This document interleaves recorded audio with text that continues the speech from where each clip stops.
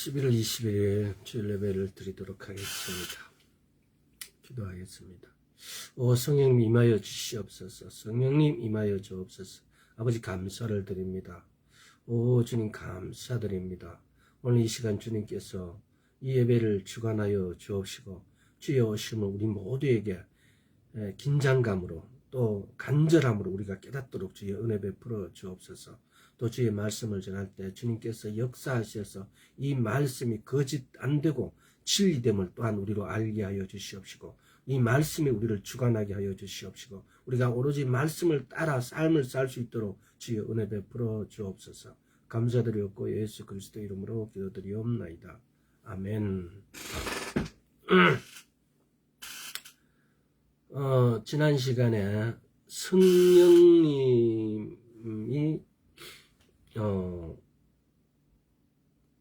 우리가 성령님과 교통함으로 다른 말로 표현하면은 우리가 성령님하고 사귐으로 우리 안에 성령님이 내주하심으로 우리인데 오는 변화. 근데 그 첫째에 듣는 것에 듣는 방식의 변화가 있다라고 했습니다. 근데 오늘 두 번째로 말하는 방식의 변화를 줄 것이다라고 하는 점을 가지고 또 그것도 사도행전 2장. 그러니까 이게 보면은요, 사도행전은 각 장마다 우리가 변화되는 어떤 것들이 숨어 있어요. 그래서 사도행전을 이게 굉장히 사도행전은 여러 가지 측면에서 우리한테 중요하잖아요. 사도들이 어떻게 믿음을 따라 살았던가, 또 그러면서 그 사람들의 말씀을 의지해가 왔던 어떤 이런 것들을, 그러니까 예를 들어서 사도행전은 그때까지의 구약과 예수님 오시고 난 다음에 모든 말씀들을 사도들이 그걸 이용하고 그 말씀에 따라서 행하면서 살아가는 방법들을 이렇게, 그러니까 넘어지기도 하고 일어나기도 하고 세우기도 하고 뭐 이렇게 하면서 우리에게 가르쳐 주니까 아주 실제적이죠. 실제적. 그런데 지금까지 사도행전을 많이 설교도 듣고 말씀도 들었습니다만은 이렇게 가르침을 받는 것은 없었어요. 근데 이걸 이런 식으로 한번 사도행전 1장에서 내용이 많아요. 1장에서는 듣는 방식에 대해서 아주 그거는 숨어 있지만은 우리가 그걸 찾아서 듣는 방식을 바꿔보자. 변화를 주자. 주님께서는 이렇게 변화를 우리인데 주셨어요. 그런데 우리는 그걸 눈치를 못 채요. 쉽게 말하면 그런 거죠. 믿음에 대해서 우리가 믿음을 믿는 것과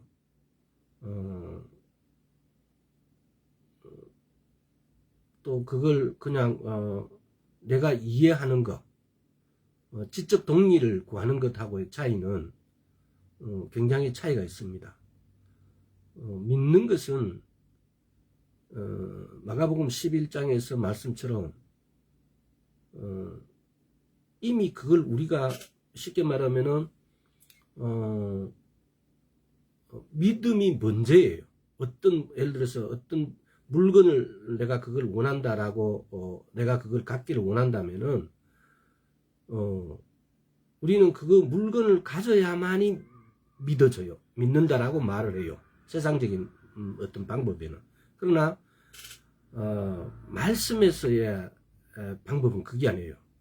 내가 그 물건을 손에 쥐기 전에 이미 나는 받았다라고 믿는 거예요. 그러니까 믿음이라는 것은 이미 내가 받았다라는 것을 말하는 거고, 지적 동의, 지식은 내가 받아야만이 믿는다, 내 믿음이 그대로 실천됐다, 실행됐다라고 생각하는 거죠. 그 차이. 나중에 믿음에 대해서 이런 부분에 대해서도 한번 제대로 그 해당하는 관련이 있는 부분이 나올 때 한번 제대로 한번 간단한 차이예요. 믿음을 성경적 믿음 마가복음 11장에 보면은 마가복음 11장을 한번 펴봅시다.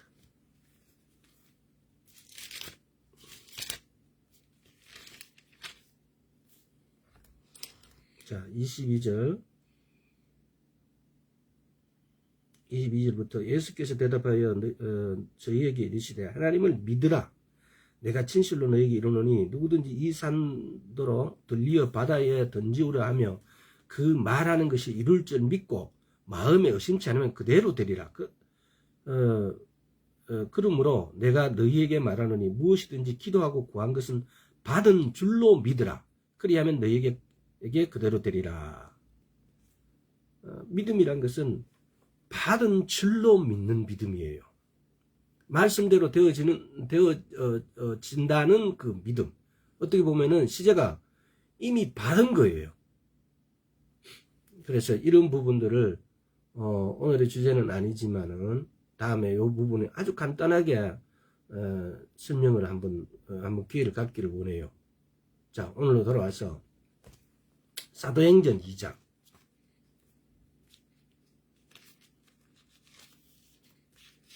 조금 사도행전 2장이 좀 깁니다만은, 그러나 한번 전체를 한번 읽어보도록 하겠습니다. 빨리 읽겠습니다. 오순절 날이 이미 이름에 저희가 다 같이 한 곳에 모였더니 호련히 하늘로부터 급하고 강한 바람 같은 소리가 있어 저희 앉은 온 집에 가득하며 불의 혀같이 갈라지는 것이 저희에게 보여 각 사람 위에 임하여 있더니 저희가 다 성령의 충만함을 받고 성령의 말하게 하심을 따라 다른 방언으로 말하기 시작하느라. 오늘의 주제되는 요 4절은 다시 한번 더 읽어보겠습니다. 저희가 다 성령의 충만함을 받고 성령이 말하게 하심을 따라 다른 방언으로 말하기 시작하니라. 오늘의 타이틀이 뭐냐면은 우리가 말하는 방식의 변화를 주신다는 것입니다. 어떻게 됐을 때? 우리가 성령님하고 사귈 때, 성령님하고 사귐으로 인하여 우리인데 변화가 오는 것이 우리의 말하는 방식의 변화가 온다는 겁니다.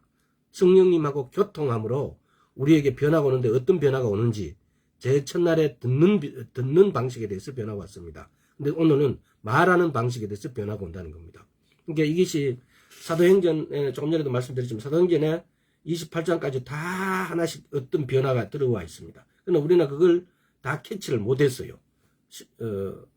쉽게 말하면은 어떤 학문적인 또는 그 교리적인 정말 교리적인 것이 성경을 읽는데 성경을 고찰하는 데 있어 갖고 전혀 하나님하고 무관합니다. 뭐 무슨 파냐 뭐 이런 거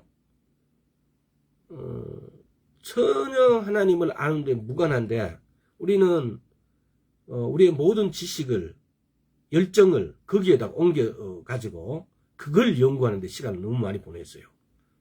그래서 그런 데서 그치고 어떻게 하면 하나님의 음성을 듣고 하나님의 방법이 뭔지를 깨닫는 것, 어떻게 하면 내가 말씀대로 살아질 것인가. 믿음이 뭐예요? 말씀대로 하는 것이 믿음이에요. 우리가 믿는 믿음이 뭘 의지하는 거예요? 우리의 믿음은 말씀을 빼버리고 만약에 우리의 믿음이 어딘가 가 있다면 그건 다른 우상이에요. 말씀을 믿는 믿음이 믿음이에요. 말씀이 아닌 자기의 지적 동의를 하든가 내 생각이라든가 자기의 방식이라든가 또는 자기 국가가 속한 자기의 환경적 요소의 어떤 것들을 이것은 당연하니까 라고 믿는 어떤 믿음, 어떤 물질적인 어떤 관계에서 뭐 이런 거에서 이건 당연하다라고 과학적인 방법을 믿는 믿음, 이런 것은 믿음이 아니에요. 오직 우리의 믿음은 말씀을 근거로 해서 말씀을 근거로 한 믿음, 말씀이 하라고 하면 하는 믿음, 말씀이 하지 말라고 하면은 하지 않는 믿음, 이것이 믿음이에요. 자, 그런 각도에서 그때 5절 그때에 경건한 유대인이 천하 각구로부터 와서 예루살렘에 우거하더니 이 소리가 나매 큰 무리가 모여 각각 자기의 방언으로 제자들이 말하는 것을 듣고 소동하여 다 놀라 기이 여겨 이르되 보라 이 말하는 사람이 다 갈릴리 사람이 아니냐 우리가 우리 각 사람의 난 곳 방언으로 듣게 되는 것이 어쩌미뇨 우리는 바데인과 메데인과 엘람인과 또 메소포타미아와 유대와 갑바도기네와 본도와 아시아 부르기아와 밤빌리아 애국과 및 구레네와 가까운 리비아 여러 지방에 사는 사람들과 로마로부터 온 나그네 곧 유대인과 유대교에 들어온 사람들과 그레데인과 아라비아인들과 우리가 다 우리의 각 방언으로 하나님의 큰 일을 말함을 듣는도다고 다 놀라고 의혹하여 서로 가르되 이 어쩐 일이냐 하며 또 어떤 이들은 조롱하며 가르되 저희가 새 술에 취하였다 하더라. 베드로가 11 사도와 같이 서서 소리 높여 가르되 유대인과 예루살렘에 사는 모든 사람들아 이 일을 너희가 알게 할 것이니 내 말에 귀를 기울이라.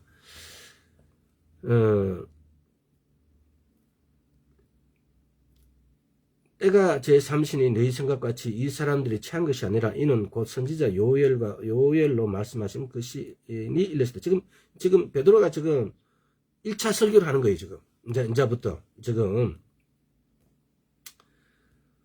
하나님이 가라사대 말세에 내가 내 영으로 모든 육체에게 부어주리니 너희의 자녀들이 요엘서 있죠. 여기 예언할 것이요 너희의 젊은이들이 환상을 보고 너희는 늙은이들이 꿈을 꾸리라. 그때 내가 내 영으로 내 남정과 여성에 부어주리니 저희가 예언할 것이요 또 내가 위로 하늘에서는 기차와 아래 땅에서는 징조를 베풀니 곧 피와 불과 연기로다. 피와 불과 연기로다. 주의 크고 영화로운 날이 이르기 전에 해가 변하여 어두워지고 달이 변하여 피가 되리라. 누구든지 주의 이름을 부른 자는 구원을 얻으리라 하였느니라.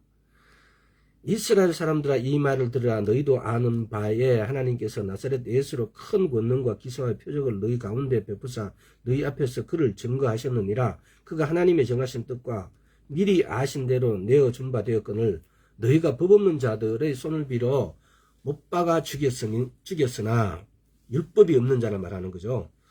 하나님께서 사망의 고통을 풀어 살렸으니 이는 그가 사망에서 매여 있을 수 없음이라. 다윗이 저를 가리켜 가로되 내가 항상 내 앞에 계신 줄을 배웠으며 나로 요동치 않게 하기 위하여 그가 내 우편에 계시도다. 이러므로 내 마음이 기뻐하였고 내 입술도 즐거워하였으며 육체는 희망에 거하리니 이는 내 영혼을 음부에 버리지 아니하시며 주의 거룩한 자로 썩음을 당치 않게 하실 것이므로다. 주께서 생명의 길로 내게 보이셨으니 주의 앞에서 나로 기쁨이 충만하게 하시리로다 하셨으니 이 시편 16편의 말씀을 좀 그대로 좀 옮기는 것 같아요. 형제들아 내가 조상 다윗에 대하여 담대히 말할 수 있노니 다윗이 죽어 장사되어 그 묘가 오늘까지 우리 중에 있도다. 그는 선지자라 하나님이 이미 맹세하사 그 자손 중에서 한 사람을 위에 앉게 하리라 하심을 알고 미리 보는 거로 그리스도의 부활을 하심을 말하되 저가 음부에 버림이 되지 않고 육신의 썩음을 당하지 아니하시리라 하더니 이 예수를 하나님이 살리신지라 우리가 다 일의 증인이로다. 하나님이 오른손으로 예수를 높이시며 그가 약속하신 성령을 아버지께 받아서 너희 보고 듣는 이것을 부어주셨느니라. 다윗이 하늘로 올라가지 못하였으나 친히 말하거든 주께서는 내 주에게 말씀하시길 내가 내 원수로 내 발등상이 되게 하기까지 너는 내 우편에 앉으라 하셨도다 하셨으니 그런즉 이스라엘 온 집이 정령 알지니 너희가 십자가에 못 박은 이 예수를 하나님이 주와 그리스도가 되게 하셨다. 지금 2차 설교의 결론이에요. 다윗이 시편에서 또 요엘서에서 이렇게 내용을 가져와서 베드로가 지금 설명하고 있는 거죠. 예수아가 주와 그리스도가 된다라고요. 주와 그리스도가 된다. 그런다. 이게 주라는 것과 그리스도는 뭡니까? 지난 시간에 내가 예수아에 대해서도 이야기를 했는데, 예수아를 갖다가 보면은, 인터넷에 보면 여러 가지를 막 이렇게 설명이 한데, 그야말로 그 신학 박사, 어제도 잠시 제가 그 인터넷에서 읽은 것 같은데, 신학 박사라는 분이 완전 엉터리로 해석을 해놨어요. 예수아를. 그도 어떻게 짜집게 잘못하면 그렇게 되는 거죠. 그런 식으로 돼 있어서, 예수아는 헬라어에 파생되었던 어떤 이런 것들이 더 오늘날 우리인데 예수라고 하는 부분은 더 그렇게 되어 있어요. 에호슈아라고 어떤 헬라어에서 이렇게 말했던 것이 이게 에슈아가 아니고 오늘날 우리인데 에스로 오는 이런 어떤 변화 단계는 그런 걸 이상하게 표현을 해갖고 적어놨더라고요.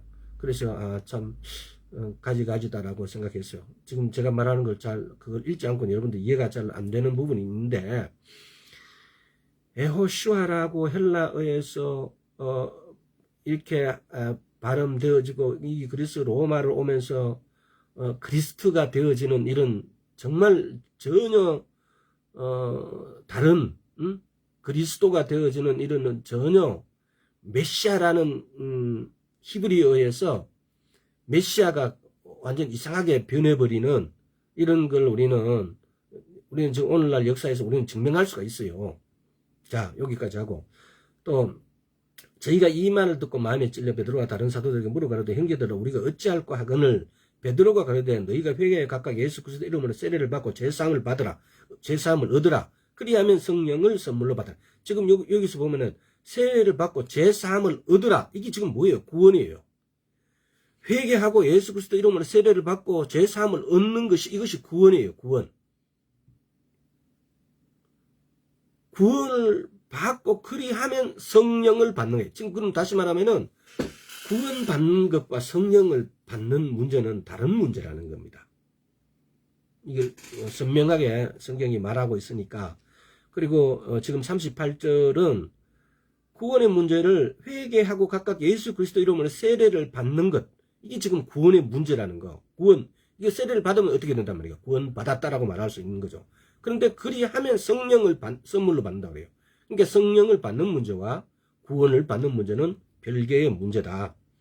이 약속은 너희와 너희 자녀와 모든 먼데 사람 곧 주 우리 하나님이 얼마든지 부르사 저들에게 부르시는 자들에게 하신 것이라 하고, 또 여러 말로 확증하며 구원하여 가로되 너희가 이 폐역한 세대에 구원을 받으라 하니 이 말을 받는 사람들은 세례를 받음에 이날의 제자의 수가 3,000이나 더하더라. 저희가 사도의 가르침을 받아 서로 교제하며 떡을 떼며 기도하기를 전혀 힘쓰느니라.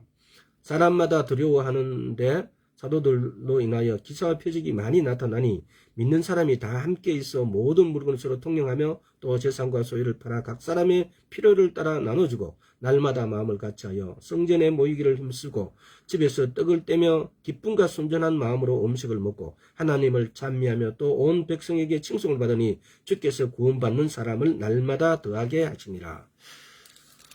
사도행전을 이렇게 떼놓고 보면은 너무나 중요해요. 그리고 사실은 우리도 이렇게 따라할 수 있는, 얼마든지 따라할 수 있는데 왜 우리는 그렇게 하지 않을까? 오늘은 성령님 우리에게 임하심으로, 성령님이 우리에게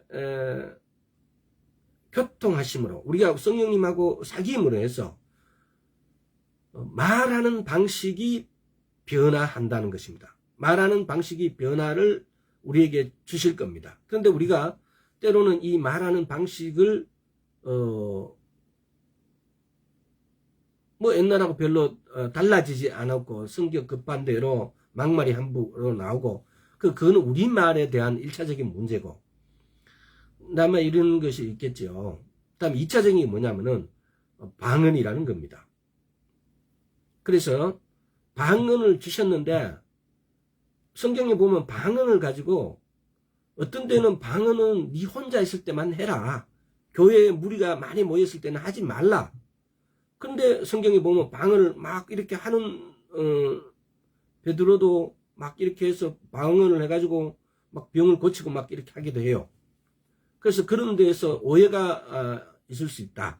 이 뭐냐면은 은사적으로 쓰이는 방언은 무리가 모였을 때 하는 겁니다. 은사적으로. 근데 내가 혼자 하는 방언은 내가 기도로서 하는 방언은 하나님하고만 교통하는 방언, 개인이 하는 방언은 혼자 있을 때, 여러 사람 있을 때는 하지 말라고 하는 겁니다. 그래서 때로는 방언을 하지 말라 그랬다가 때로는 방언하게 하고 이런 데에 대한 오해가 그것도 오늘 말하는 방식의 말이 나왔기 때문에 나중에 한번 따져보도록 하겠습니다. 특별히 자 사도행전 2장 4절입니다.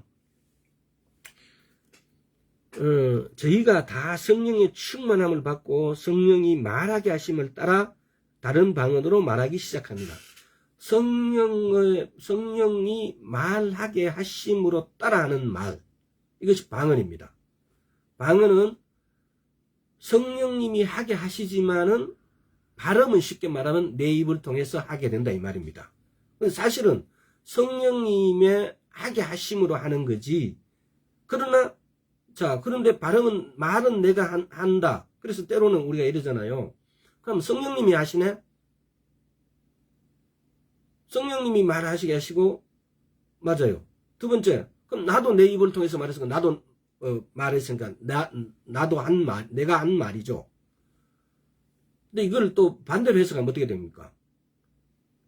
어떤 측면에서 어떤 사람들이 이렇게 하죠. 방언은 성령님이 말하게 하게 하는 말이니까 내하고는 상관없다라고 하는 분들이 있어요. 때로는 내가 말하게 하는 거니까 성령님하고 상관없다라고 하는 분도 있고. 그래서 이런 걸 해서 여러 가지 오해를 불러일으켜서 이런 말 저런 말 막 하는 설명하는 분들이 있어요. 근데 냉정하게 방언을 하는 데 있어 갖고 사도행전 2장 4절이 그냥 기준이에요.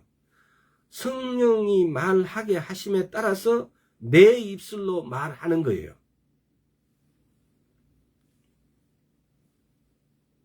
이것이 방언이에요.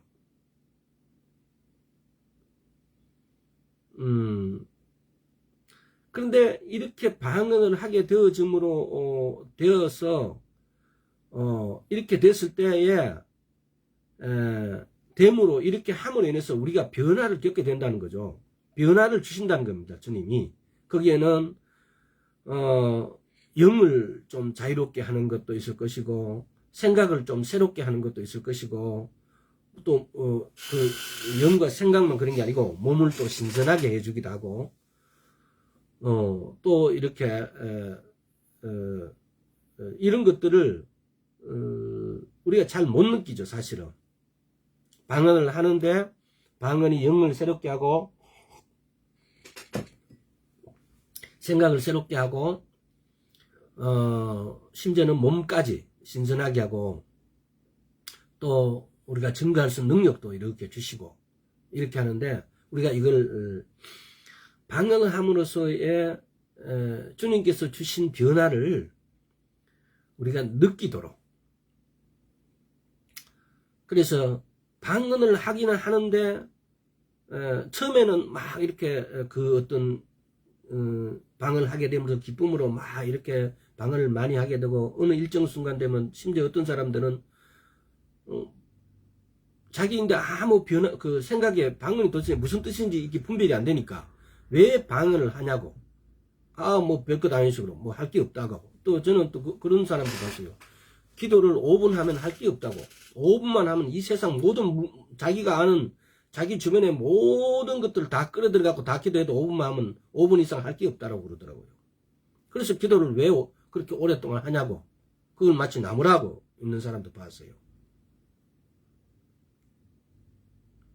오늘 보면은 오늘 우리 일본에 우리 김형옥 선배님이 들어오셨네. 아이고 반갑습니다. 하여튼 진행할게요. 그래서 우리가 성령이 내주하심으로 이분하고 교통함을 이분하고 사귀는데 그러니까 이게 성령님을 다룸에 있어 갖고 첫째 그랬잖아요. 갈망함. 성령 충만되어지는 것이 도대체 뭐냐? 왜 우리는 성령 충만되어지기를 갈망하지 않을까? 성령 충만되어져 있는 어떤 상태를 어떤 정의 이제 이걸 우리는 이걸 좀 구분했으면 좋겠어요. 이 정의라고 하는 부분은 뭐냐 이러면요. 성령 세례를 받는 것은 성령을 받는 것. 내가 어떻게 하면 성령을 받는가? 성령을 받는 것은 성령 세례를 말합니다. 이 동의어예요, 전부 다. 성령 세례를 받는다는 것은 성령 충만을 말합니다. 이 세 가지는 사실은 동의어요. 그런데 그러면은 우리가 성령 세례를 받았는데 왜 어떤 사람은 쉽게 말하면 우리가 생각하는 어떤 그 뜻처럼 충만돼 가지고 막 이렇게 돼 있는데 나는 아무 감각도 없고 아는 반응이 없을까? 여기에는 정도의 차이가 있는데 성령을 받는 거 성령 세례, 성령을 받는다 이꼬르 성령 세례요. 성령 세례 이꼬르 성령 충만이에요. 근데 이 성령 세례, 성령 충만을 받는 데 있어 가지고 우리가 할 수 있는 것이 뭐냐는 겁니다. 우리가 할 수 있는 건 첫째는 갈망이에요. 나도 저렇게 충만됐으면 좋겠다라고. 두 번째는 말씀이에요. 말씀을 읽고 말씀을 사모하고 말씀으로 다가갈수록 성령 세례 받는 거나 성령 충만 받았다고 성경은 때로는 말을 해요. 말씀이 말씀하세요. 근데 왜 나는 이렇게 감정이 업이 안 돼 있느냐? 사실 성령 충만 받는 거하고 내 감정하고 내가 느끼는 내 감정하고 생각은 다를 수가 있습니다.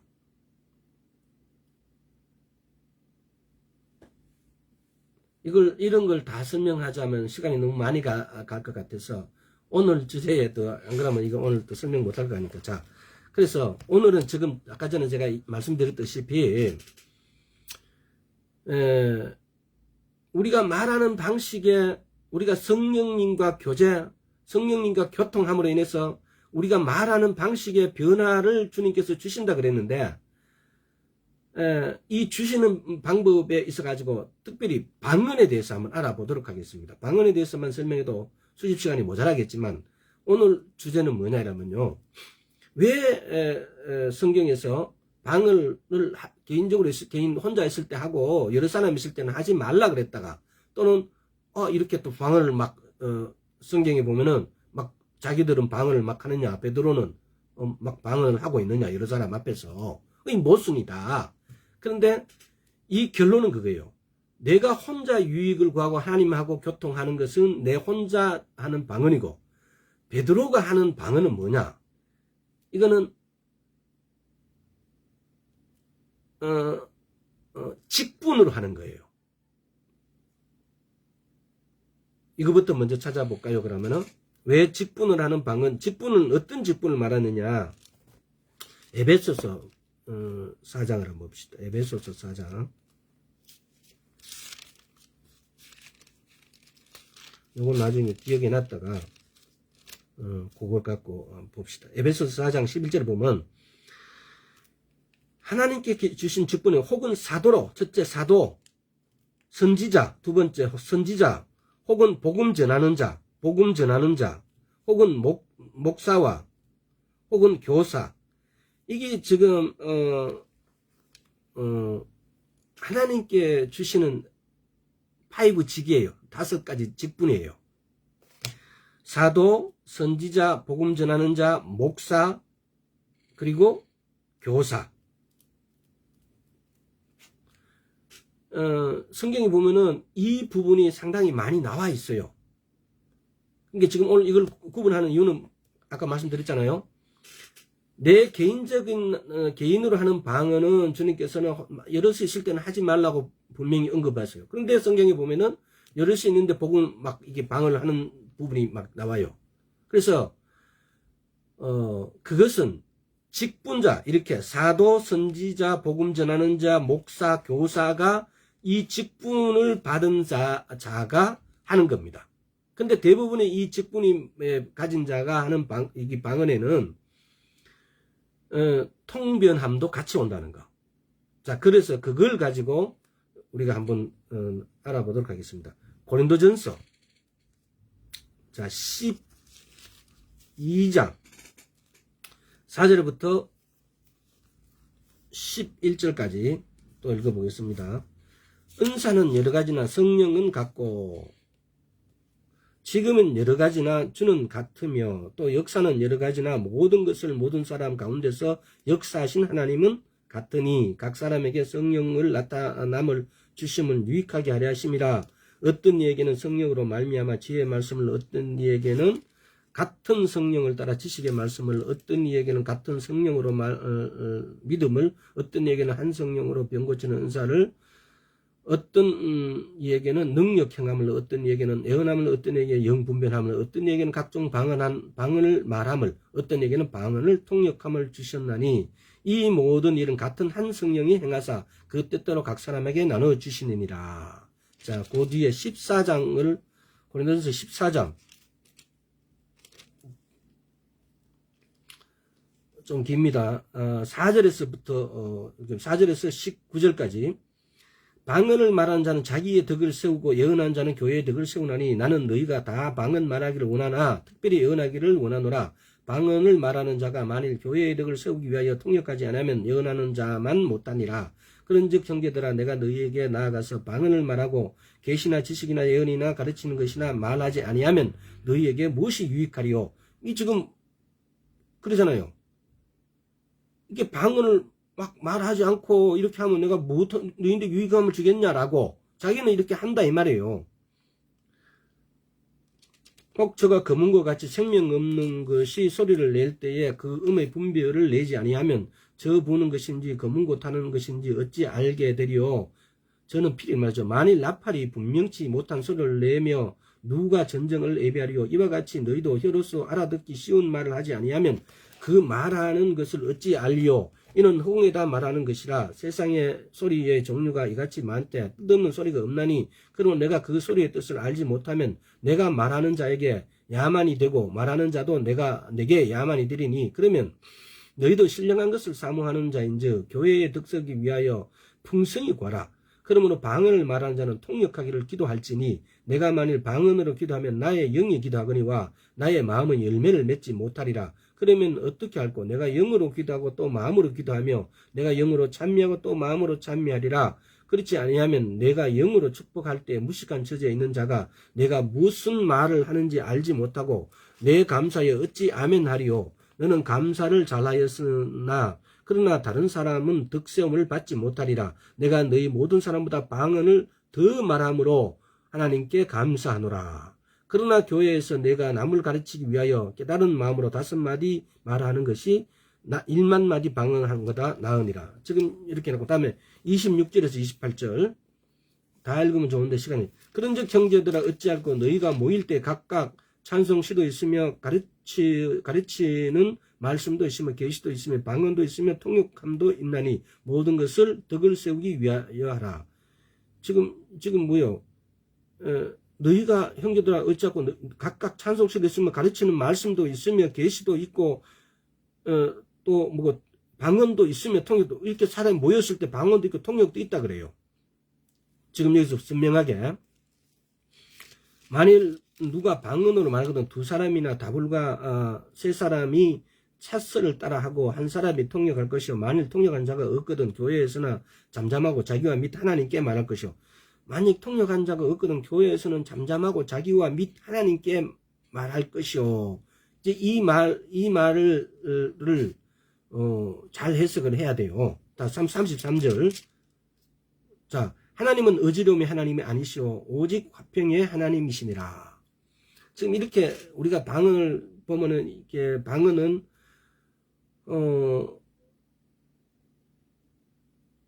하나님께만 하고 여러 사람이 기도할 때 때로는 방언으로 예를 들어서 하지 말라고 그래요. 조용히 하고 만약에 옆에 사람이 있고 이렇게 하면은 우리는 어디 가서 집에 가서 조용히 혼자서 방언으로 기도하라고. 그런데 베드로는 앞에 보니까 어떻게 했다고요? 방언으로 자기가 막 6절에 보면 그런지 형제들아 내가 너희에게 나아가서 방언을 말하고 계시나 지식이나 예언이나 가르치는 것이나 말하지 아니하면 너희에게 무엇이 유익하리요? 베드로가 방언을 했기 때문에 형제들에게 유익함을 줬다는 겁니다.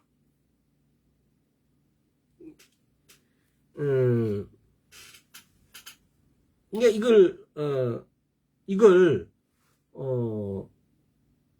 여러분들이 이걸 때로는 발견을 했고 이게 교회에서 목사님들이 대부분이 보면은 여러 사람이 모였을 때 방언하지 말라 그래 하고 그냥 우리말로 기도하라고 이렇게만 들었지. 이걸 직분자가 에베소 4장 11절에서 목사, 선지자, 교사, 또 복음 전하는 자, 이렇게 5 직분자가 직분을 사역하기 위해서 할 때 이렇게 방언한다라고 이게 성경은 그걸 지금 이야기해 난 거예요. 그런데 이걸 우리가 구별하지 않으면은 왜 이랬다가 저랬다가 돼버리는 거예요.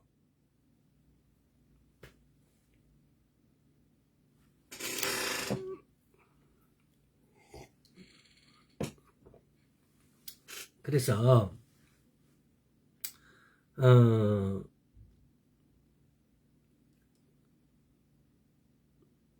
오늘 말씀하는 전하는 것에 포인트는 그거예요.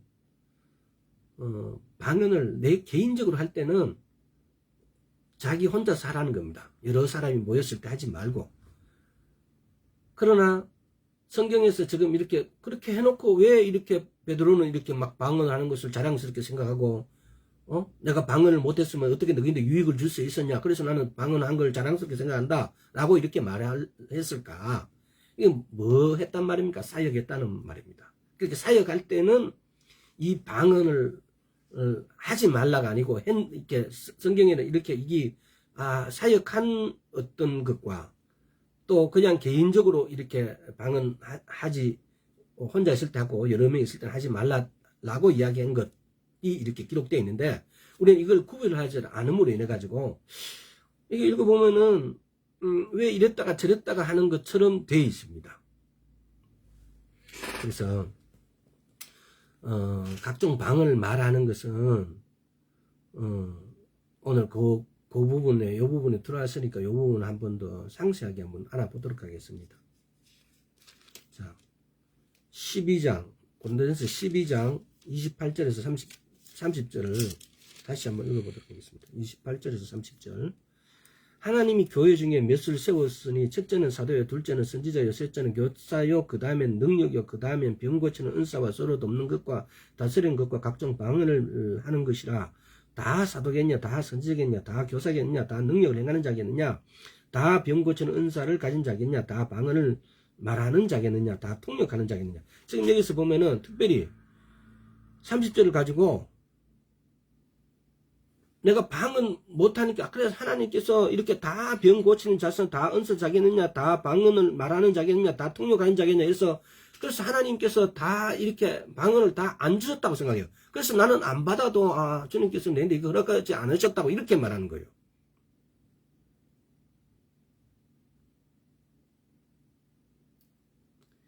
여기서 말씀하고자 하는 것은 이게 지금 다 은사를 가진 자겠느냐, 다 방언을 말하는 자겠냐고 이렇게 말씀하신 이유가 다 사모하라는 말씀하고 그럼 이게 뭐예요? 그러면 이것도 아니고 저것도 아니고 이렇게 말 갖다 이렇게 막 맞추면은 그런 것이 아니에요. 이게 지금 모든 사람이 직분자가 아니라는 말을 말씀하는 거예요. 이 구절은. 근데 우리는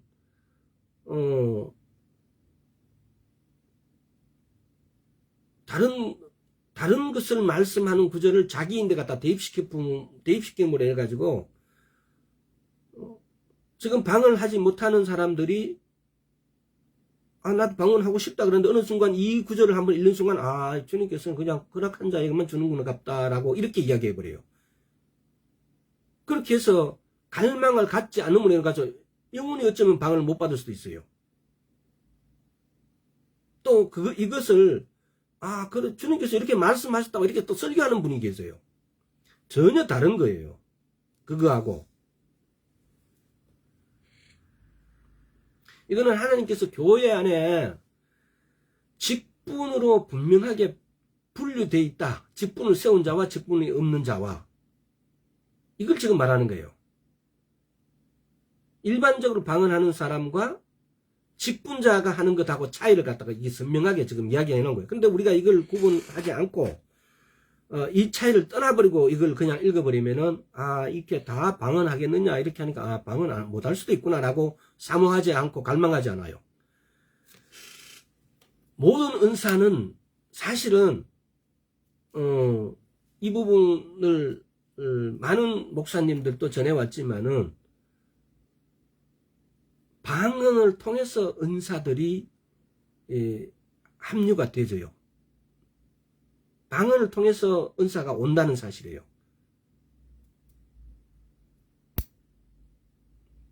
쉽게 말하면 방언은 그 문을 여는 열쇠나 똑같은 거예요.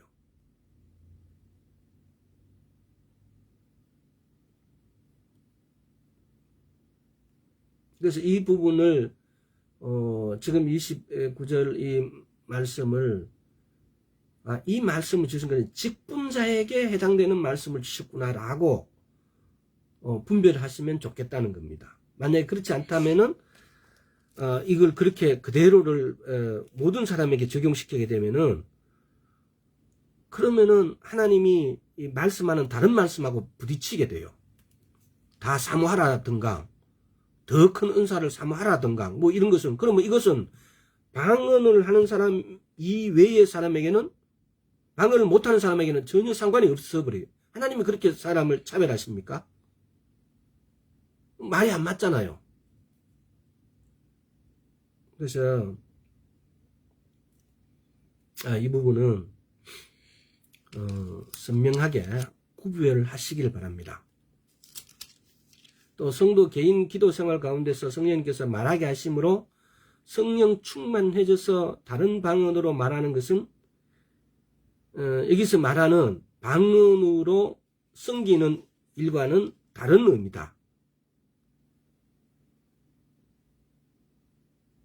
여러분들이 지금 제가 하는 말에 충분히 구별됐으리라 믿습니다. 그래서 여기서 딱히 은사 예를 들어서 30절에 다 병 고치는 은사를 가진 자겠냐라고 이렇게 했을 때 직분자에 대한 하나님의 일하심이지 모든 사람에 대한 다 방언을 갖지 말라는 것은 다 방언을 모든 사람에게 주지 않았다는 것은 그것은 전혀 다른 거예요. 그래서 이것을 직분자에 관계된 말씀이다라고 분별해서 들으시면은 오해가 충분히 풀릴 걸로 믿습니다.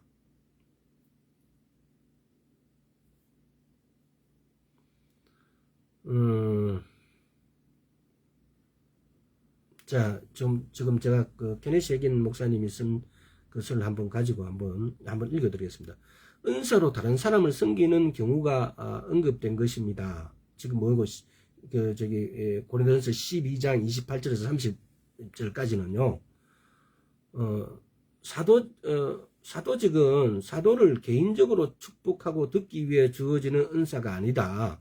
사도는 사도직을 수행하고 감당하기 위해서 사도직을 수행하고 감당하기 위해서 부르심에 순종하기 위해 성령으로 무장하고 다른 사람을 섬길 뿐이고, 선지자 역시 그렇고 뒤에 나오는 보면은 교사 밑에 나오는 각종 방을 말하는 이 모든 게 사도 하나님이 주신 직분에 의해서 감당하는 사람들, 직분을 감당하기 위해서 이렇게 하는 거다. 그 다음에 각종 방언을 말하는 은사 역시 개인의 유익을 위한 은사를 말하지 않습니다. 방언과 통역으로 섬기는 은사는 다른 사람들을 축복하고 돕기 위해 사람들이 모이는 집회에서 행하십니다. 이때 각종 방언의 은사는 평신도를 위한 것이 아닙니다. 이것은 기본적인 5가지 사역으로 부르신 사람들을 대상하는 것입니다. 기본적인 5가지 사역이 에베소서 4장 11절에 뭐라고요? 사도와 선지자와 복음 전하는 자와 목사와 교사, 이런 사람들을 위해서 다 사도겠느냐, 다 은사를 가진 자겠느냐, 다 방언을 말하는 자겠느냐 라고 이런 사람을 대상으로, 그러니까 다 우리가 교사나 또는 선지자가 아니듯이 거기다가 방언을 대입시켜 가지고 방언도 그 사람들만 하고 우리는 안 해도 된다라고 생각해 버리기 일쑤입니다. 그래서 전체적인 성경을 여러분이 다 구절을 소상하게 다 이렇게 갖다 대입시킬 수는 없지만은 여러분이 읽어보세요. 그러면은 방언을 받기를 사모하라 그래 놓고 사도인데만 선지자인데만 준다고 그게 말이 되겠습니까? 그래서 이것은 여러분이 충분히 생각하고 오늘의 핵심들은 다 구분됐어요. 근데 좀 더 하자면은 성령으로 충만한 성도가 방언으로 말할 때 자신의 유익이 됩니다. 스스로를 세우는 일이 되고 즉 다른 사람을 섬기기 위한 것이 아니고 오직 자신을 위해서 하나님하고의 교통을 위해서. 고린도서 14장 18절에서 본 바울은 내가 너희 모든 사람보다도 방언 말함으로 하나님께 감사하노라. 이 말 자체 안에는 방언이 기본적으로 성도의 기도 생활에서 하나님을 찬양하고 경배하는 가운데 이용되는 헌신의 은사라는 점을 갖다가 밝힌다. 그러니까 지금 이런 거예요. 우리말로 이렇게 적혀져 있으니까 우리는 이 뜻에서 이런 내용을 헌신의 기도 내용이 이렇게 들려져 있는 걸 내가 누구보다도 다른 사람보다도 방언을 더 말함으로 하나님께 감사하노라 라고 하는 이 구절이 이게 그렇게 특별히 그렇게 우리는 이 구절로 갖고는 잘 이렇게 못 느낄 수도 있어요. 그러나 곰곰이 생각해 보시면은 이 구절이 헌신의 은사예요. 헌신의 은사. 왜 이렇게 이런 내용이 포함됐다는 사실입니다. 그래서 이런 부분에 대해서 한번 더 생각해 보시고 방언을 말하는 사람은 많지만은 공개적인 장소에서 방언으로 섬기는 사람은 적습니다. 이게 왜냐하면 이 사람들이 선지자, 목사, 복음을 전하는 자, 사도, 또 교사 이런 사람 5개지. 에베소서 4장 11절에는 5개 직분자들이 하는 거니까. 직분자들은 이 방언을 통하여서 거기서 병을 고치기도 하고 또 어떤 상황을 또 풀어주기도 하고 이렇게 하니까요. 다 방언을 말한 자이겠느냐? 지금 보면은 32절에 보세요.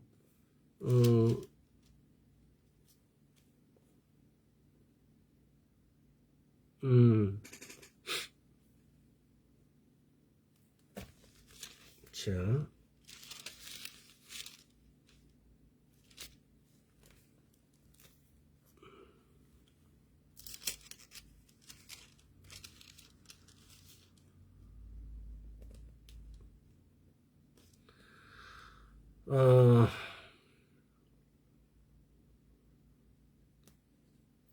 그러니까 모든 사람이 다 방언을 하는 것은 아니다. 이는 개인 기도 가운데서 누리는 방언의 은사와 방언을 섬기는 일을 동일시하는 우를 범하고 있다. 30절에서 보면은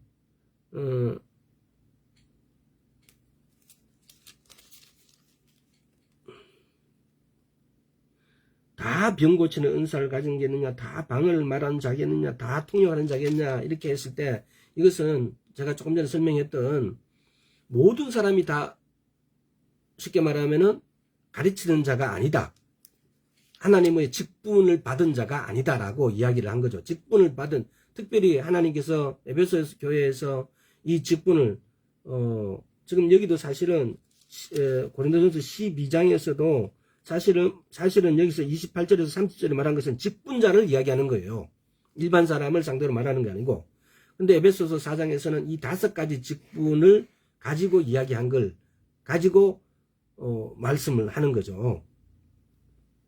그래서 한번 케네시 해긴 목사님이 이 직분자가 가졌던 어떤 이런 것들을 예를 드러난 거를 한번 내가 책에서 한번 그대로 한번 읽어 드릴 테니까, 다 방언을 하는 거냐 이런 오해가, 그래서 성경에서 다 방언 말하는 게 아니다 이렇게 말하지 않도록 한번 읽어 드릴게요. 하나님이 이런 식으로 사용하시는 분들 중 내가 처음 알게 된 분들이 JR 굿윈 목사님 부부였습니다. 40년 넘게 지금 이 말하는 사람은 누구냐? 케네시 해긴 목사님이에요. 나는 그분들의 목회하시던 여러 교회 집회를 인도했었고 그분들은 나와 함께 여러 집회들을 섬겨 주셨습니다. 그런 중에 일어났던 일화 한 가지를 소개해 드릴까 합니다. 그것은 1960년 2월 1일이었습니다. 나는 텍사스주의 버몬트 지역에 집회를 마친 직후 케네시 핵인 목사님이 집회를 마친 직후 구딘 목사님 부부 초청으로 피사다나 순복음교회에 집회를 열게 되었습니다. 어느 날 밤 한 부부가 버몬트에서부터 이곳 피사다니 집회까지 나를 찾아왔습니다. 그 아내는 버몬트에 열린 모든 집회에 참석을 했었지만 남편은 한 번도 참석해보지 않는 사람이었습니다. 남편은 어떤 문제를 가지고 그것과 씨름하고 있었습니다.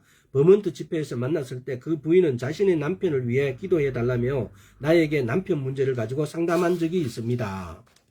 그런데 이 남편이 파사디나에서 열리고 있는 이 집회 장소까지 자기 아내와 함께 나를 찾아온 것이었습니다. 집회 중에 주님은 내가 그들을 호명해 앞으로 나오도록 하셨습니다. 그 사람들 앞으로 나오게 했다고요. 나는 주님께서 내가 그들의 문제를 돕게 하실 거라고 생각하고 있었습니다. 하나님께서 그 부부에게 어떤 말씀 하시기를 원하시는지 정확하게 알고 계셨던 것입니다. 그래서 그 부부가 내 앞에 섰을 때였는데 순간적으로 영적인 영역의 광경이 내 앞을 스쳐 지나갔습니다. 예배를 마치고 지금 이거는 순간적인 영적인 어떤 케네시 핵인님에게서 하나님의 어떤 일하심이에요. 어떤 영역이 막 이렇게 스쳐간 거예요. 그 사람 두 부부를 이렇게 나오라 그랬는데 순간적으로 성령님의 역사가 일어난 거예요. 지금 예배를 마치고 두 사람을 버몬트로 운전하며 돌아가고 있는 모습이 보인 거예요. 갑자기 예배를 마치고. 그런데 사단이 의심의 영으로 아내를 공격하는 것이 보였습니다. 사단이 이렇게 이야기했습니다. 어쨌든 당신은 핵인 목사님에게 당신의 가진 문제들을 이미 얘기했었잖아. 그러니까 핵인 목사님이 이렇게 말하게 되면은 그 믿지 않은 신랑이 지금 아내인데 당신이 만약 이렇게 얘기했으니까 그렇게 핵인 목사님이 그렇게 말하는 것 아니냐, 이렇게 말했다는 겁니다. 이렇게 말한다는 겁니다. 지금 핵인 목사님인데 어떤 영적인 것이 딱 이렇게 임하셔갖고 그런 상황을 보여주는 거죠. 조금이라도 당신들 사정을 알고 있었으니 목사님이 초자연적으로 당신들을 도왔다고 할 수 없지. 사단은 그런 의심을 사용해 하나님이 그들에게 말씀하고자 하셨던 메시지를 도둑질해 가려고 하고 있었습니다. 그때였습니다. 하나님께서 내게 말씀하셨습니다. 구딘 부부가 그들을 도울 수 있게 하라. 이 부부는 구딘 목사님 부부에 대해서 아는 것이 없고 목사님 부부도 이들에 대해서 전혀 아는 게 없어요. 사모님 방언으로 말하기 시작했고 구딘 목사님의 사모님이 방언으로 말하기 시작하고 구딘 목사님은 그것을 통역했습니다. 그분들은 여러 번 방언과 통역을 번갈아 가며 그들에게 말씀을 전해 주었습니다. 이렇게 초자연적인 역사를 통해 그분들은 내가 그 부부의 생활을 알고 도와주게 됐을 경우보다 그들의 문제에 대해 더 나은 해결책을 제시해 줄 수 있었습니다. 지금 케네시 핵인 목사님이 그 와이프랑 이야기를 해갖고 상담을 했기 때문에 믿지 않는 남편은 돌아가면서는 그럴 수 있었다는 겁니다. 뭐 네가 다 이야기했겠네, 케네시 핵인 목사님. 그래서 알고 그렇게 말씀해 주시는 거다 라고 말할 수 있었다는 겁니다. 그런데 구딘 목사님 옆에 있던 구딘 목사님을 부부를 사용하신 거죠, 하나님께서. 그래서 사모님은 방언하게 하고 뭐 목사님은 통변하게 해서 이것을 그 부부에게 가르쳤다는 겁니다. 나는 하나님이 하시는 일이 너무나 놀라웠습니다. 이것이 초자연적인 역사였습니다. 각종 방언으로 말하는 이 성김의 은사를 통해 그분들은 이 부부에게 그들의 문제가 정확히 무엇인지, 특히 남편의 문제가 무엇인지, 또한 그 상황을 바로잡기 위해 그들이 어떻게 해야 하는지 정확하게 알려주셨습니다. 이렇게 지금 이걸 여러 시간을 해도 다 못하는데 이렇게 말씀을 이렇게 여러분이 충분히 생각해 보시기 바랍니다. 무슨 말이냐면 오늘 주제하고 맞춰서 한번 이렇게 연결시켜 보십시오. 우리가 성령하고 성령님이 내주하심으로, 여러분이나 나나 성령님이 내주어 계십니다. 여러분이 내주에 계심으로 해서 우리가 말하는 방식에 이렇게 변화를 주님이 주십니다. 근데 우리는 이걸 못 깨닫고 있는 거죠.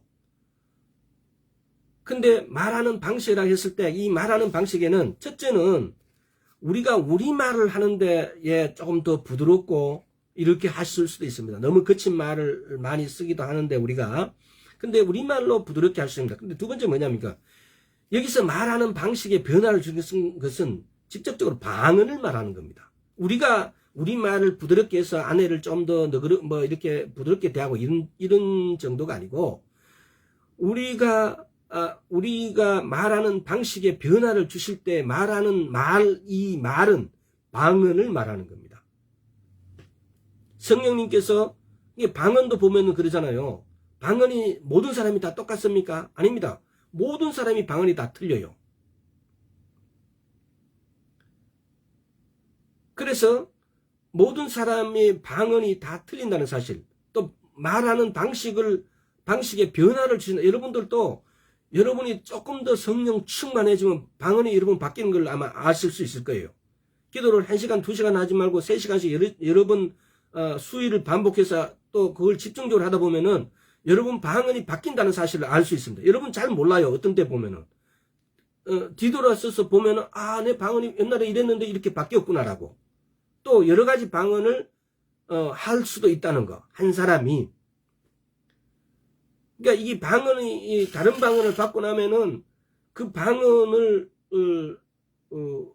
예를 들어서 그 방언을 지나간 방언은 그럼 못하냐? 저 같은 경우는 지금 제가 하는 방언하고 틀리게 또 다른 방언이 할 수가 있어요. 한 3가지 정도를 제가 기억하고 있는데 그 방언은 일반적으로 제가 방언을 한번 해볼게요. 오늘 예배에 대해서 올라사카나 도여스키라 도여소카라라 바타 도여스키나 노라스 올라스킬라라바라스카나 노다카라스 지금 이렇게 일반적인 방언을 이렇게 해요. 근데 또 이런 방언이 있어요. 올라사카 딩가 동가 딩가 동가 딩가 동가 딩가 동가 딩가 동가 딩가 동가 딩가 동가 전혀 이게 방언이 틀려요. 근데 이런 말하는 방식의 변화.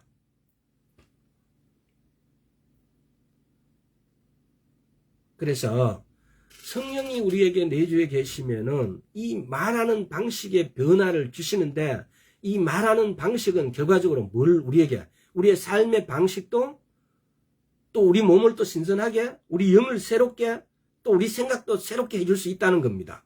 또 우리가 만약에 재정적으로 적자를 보고 있으면 재정도 고쳐줄 수 있다는 겁니다. 그래서 우리 말하는 방식을 사도행전 2장 아까 4절인 사도행전 2장 사도행전 2장 아까 원래 원문으로 돌아갔어요. 사도행전 2장 4절에 보면은 저희가 다 성령 충만을 받고 성령의 말하게 하심을 따라 다른 방언으로 말하기 시작하느니라. 이 성령으로 말하게 하심을 따라 하는 이 방언, 성령이 말하게 하심을 따라서 내 입에서 나오는 것이 방언이잖아요. 이 방언을 했을 때 우리 영이 새롭게 자유롭게 되어지고 우리의 생각이 새롭게 되어지고 우리의 몸 건강 이쪽 측면에서 신선하게 되어지고 또 그뿐만 아니겠습니까? 사업적으로 이렇게 뭉치고 훔쳐 있던 이런 것들이 오늘 방언과 방언 통변을 통해서 이걸 풀어주기도 하시고 재정을 일으켜 주시기도 하시고 방언을 하는데 이런 일이 일어난다는 사실입니다. 또 방언 통변을 통해서 이런 일을 주님께서 가르쳐 주시기도 하시고요. 그래서 흔히들 이게 아까 했던 것은 방언은 성경에서 고린도전서 12장 14장 기타 다른 성경 구절에서 이게 첫째는 우리가 오늘 예배의 중요성이 뭐냐면요. 첫째는 개인이 하는 방언과 직분을 하는 방언이 있다는 사실. 그 방언이 틀리는 것이 아니라 개인이 하는 방언은 여러 사람이 모였을 때는 될 수 있으면 하지 말고 집에서 혼자 있을 때 하나님하고 교제하는 거고 직분으로 하는 방언은 여러 사람이 있을 때 이렇게 방언을 한다는 겁니다. 이것을 여러분 실수하지 말도록 이거에 대해서 왜 이랬다 저랬다 하냐고 이렇게 생각하지 말도록. 이제 두 번째는 이 방언을 말함으로 여러 가지 방언을 개인이 한 사람이 여러 가지 방언을 할 수 있다는 사실. 그래서 내가 방언의 통변이 되지 않아서 성경은 그것을 되도록 통변을 구하라 그래요. 방언 안에서는 방언 통변을 구하라 그래요. 그래서 영의 자유로움, 또 생각이 새롭게 되는 거, 또 우리 재정이 풀리는 거, 또 몸이 어떤 변화를, 또 신선함을 느낄 수 있도록 이 방언으로, 방언 기도가 그렇게 자기 자신에게 가져다 준다는 사실을 기억하시고, 그래서 우리가 말하는 어떤 변화, 이 방언하는 변화가 우리인데 올 수 있도록 성령님하고 내 안에 계신 성령님이 충분히 그런 변화를 주셨는데 우리가 그걸 깨닫지 못한다면은 그거를 깨달을 수 있도록 오늘 말씀의 어떤 요지는 그런 거예요. 성경적으로는 제일 안타까운 것은 많은 목사님들이 그렇게 설교하는 걸 들었어요.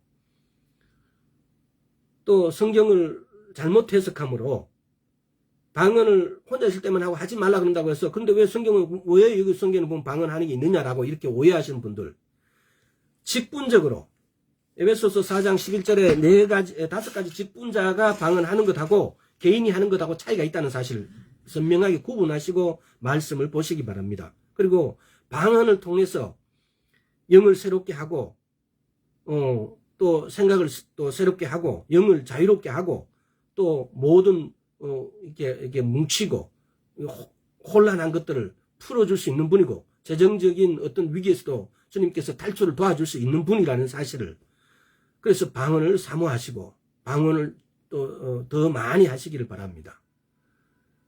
그래서 오늘의 성경 말씀은 사도행전 2장에서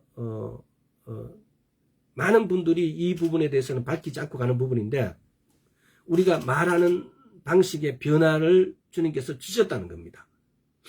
소망과 시간이 조금 이렇게 너무 이런데도 제가 또 한마디만 더 하자면은 우리는 예수를 믿는데 대부분 사람들이 소망만 갖고 있는 것 같아요. 소망하고 믿음하고 차이는 선명해요. 소망은 언젠가는 이루어질 것이다 라고 말하는 거고 믿음은 이루어졌다라고 믿는 것이 믿음입니다. 이 소망은 제가 말한 지적 동의예요. 우리는 소망을 갖는 것이 소원이 아니고 믿음을 갖는 것이 우리의 길이에요. 그리고 그것이 곧 길이의 진리예요.